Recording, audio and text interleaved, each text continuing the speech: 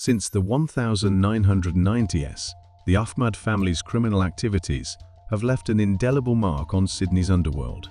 The brothers carved out a ruthless reputation through a series of violent and illicit acts, terrorizing the streets with extortion, drug trafficking, and murder. Their reign of terror has created a legacy of fear and chaos that still lingers today. Let's discover the story of their rise to power, the brutal incidents that define their dominance, and the relentless police efforts to bring them down. This notorious family of brothers is heavily involved in the criminal underworld, with a long history of extortion, drug trafficking, and murder. They are known for their ruthless behavior, often resorting to violence over money, drugs, power, or even just for the excitement. Although such violent incidents are common on the streets of Sydney, where gang-related killings are frequent. Now, let's take a closer look at three key members of the Ahmad family: W. Ahmad, Mahmoud Brownie Ahmad, and Ahmad Rock Ahmad. Unlike many other criminals in Sydney, the Ahmad brothers have made a conscious effort to keep a low profile and stay out of the public spotlight. However, this doesn't mean they were unknown to Sydney's law enforcement. In fact, the Ahmad family is so infamous that everyone in the area has heard of them or their violent actions. They have been the focus of numerous investigations and 55 intelligence reports over the years. Arresting members of the Ahmad crime family was a top priority for the police, and they had some success. The first brother to catch the police's attention was Wold, the oldest. In 2005, he was sentenced to prison after pleading guilty to the manslaughter of Maa Daney, who was shot dead outside a car wrecker's yard. It was alleged that Ahmad had assaulted Daney's nephew, Keed Hamoud, outside the DCM nightclub in the early hours of June 9th. After refusing him entry, another brother, Brownie, was also a person of interest in the case, but was never charged. This left two brothers still under the radar, but it's widely believed that it's only a matter of time before they are caught too. It didn't take long for Brownie to find himself in trouble as well. He was involved in one of the most violent drive-by shooting incidents in Sydney's history on September 11, 2005. Monza El-Husseini arrived at the Ahmad family's house, armed with guns in both hands and wearing a bulletproof vest. He attempted to shoot at a group of people, but things quickly went wrong. Minutes later, El-Husseini ended up in the hospital with gunshot wounds to his hand and shoulder. Shortly after, someone fired 25 bullets from 4 different guns at El-Husseini's mother's house, hitting it 13 times. About 45 minutes later, a unit complex was hit with 22 gunshots, though most missed their target and struck 4 other apartments, including El-Husseini's own home. Not long after, another 32 shots were fired at El-Husseini's house. The police eventually chased the gunman's car at high speed, but lost it. The crashed car was later found in Condell Park, with a Glock pistol and 17 bullet casings inside. Another Glock with a 30-bullet magazine was discovered in a nearby gutter, having been thrown out during the chase. 3 days later, a member of the public handed in another Glock and a Heckler & Koch self-loading pistol found at an intersection.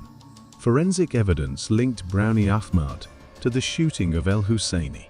Despite this, Brownie received a surprisingly light sentence of just a few years, which he mockingly counted on his fingers before blowing a kiss to the detectives in the courtroom.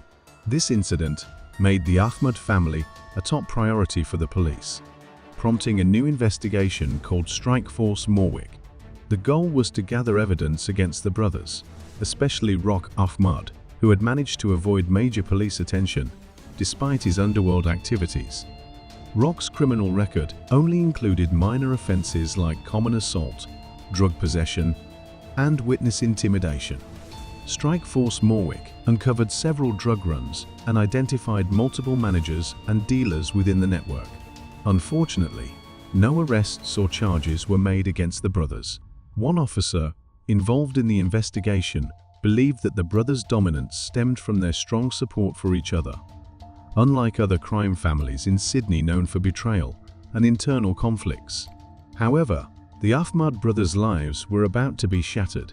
On April 9, 2016, Safwan Shaji, was fatally shot outside Wally's car body workshop in an industrial cul-de-sac at Condell Park, Sydney. That day, Shaji had gone to Wally's car wrecking yard with members of the Elmire criminal network, including Fayaz Elmire, who had recently been released from prison for a cocaine supply conviction. Fayaz's son, Stephen, and another unidentified relative were also present.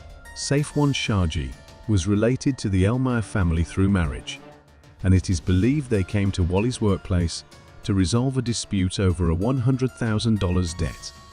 Both Wally and Brownie, known for their violent and unpredictable nature in the underworld, were present that day. When two of Sydney's notorious criminal networks meet, tragedy is almost inevitable. The exact trigger for the violence is unclear, but Saifwan Shaji ended up with gunshot wounds to the head and chest. Police reported that up to 5 guns were used in the shooting at Condell Park. The murder of Saifwan Shaji had significant repercussions in the criminal underworld, leading to the downfall of Wally and Brownie Ahmad.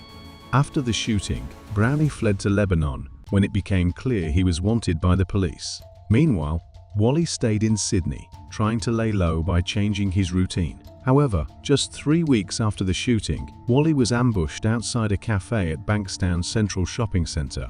A masked gunman shot him multiple times, and despite the efforts of shocked witnesses, Wally could not be saved. 6 months later, a known hitman named Ahmad Assad, who had been suspected of Wally's murder, was also gunned down.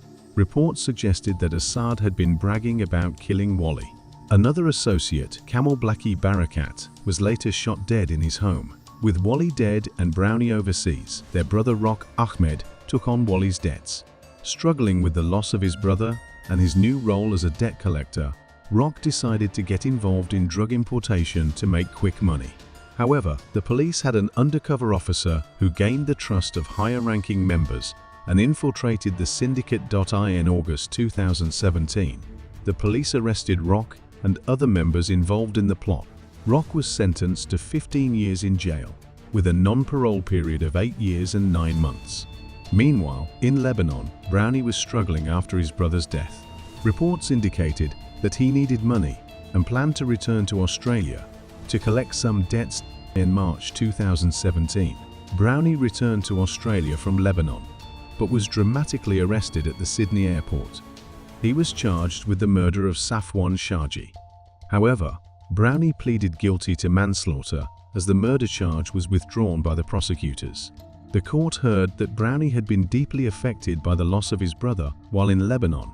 His pregnant wife was left in Australia to raise their 3 children alone and lived in constant fear for her life. The court all learned that Brownie had a long history of violent crimes and gun offences. As a result, he was sentenced to 5 years in jail for manslaughter. However, this prison sentence didn't stop Brownie's criminal activities. While behind bars, Brownie reportedly used his power and threats to target wealthy individuals and extort money from them. According to an Underworld source, Brownie even assaulted someone in jail and extorted a large sum of money from him. He would have his friends on the outside pay up, or he would continue to harass them. The source claimed that Brownie extorted around $250,000. Despite having many rivals, Brownie focused on extortion because he lacked the resources and patience to carry out hits. If Brownie encountered a rival on the street, he would shoot them without hesitation. He was known for being wild and fearless, though not very smart. After his release from prison, Brownie was warned by the anti-gang strike force Raptor that he was a marked man and in immediate danger, with a $1 million bounty on his head. It was well known in criminal circles that there was a long-standing feud between the Ahmad and Alameddine crime families.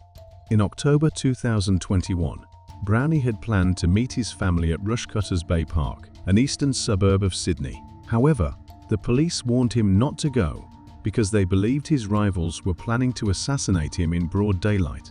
Despite knowing he was a marked man, Brownie decided to heed their warning and avoid the park. Despite the warnings, Brownie continued to associate with criminal circles, orchestrating drive-by shootings and extortions to get cash. It was clear that Brownie was deeply involved in the underworld. and it was only a matter of time before he ended up either dead or back in prison. Tensions in Sydney's underworld were escalating, and on the night of April 27, 2022, tragedy struck. Brownie was leaving a friend's house in the southwest suburbs of Sydney near Greenacre when an unseen gunman, who had been patiently waiting, opened fire as Brownie walked into the street. The gunman shot him multiple times before fleeing the scene. Despite the efforts of paramedics, Brownie succumbed to his injuries and died at the scene. A burned-out car connected to the shooting was discovered nearby. This brutal execution set off a chain of violent events. Several weeks later, on May 10, Comanchero Sergeant-at-Arms Tarek Zahed and his brother Omar were ambushed outside an urban gym and shot multiple times. Omar tragically lost his life, while Tarek was left critically injured. 3 days later, Brownie's nephew, Rami Asanda, was also killed in what appeared to be a gang-related attack. It's astonishing how every event in Sydney's underworld has a ripple effect. Strike Force Raptor quickly launched their investigations, leading to the arrest and charging of 6 individuals connected to Brownie Ahmad's murder. During these arrests, the police uncovered a sinister plot to assassinate another prominent figure in the underworld. Despite the police's relentless efforts, criminal activities in the underworld continue to persist.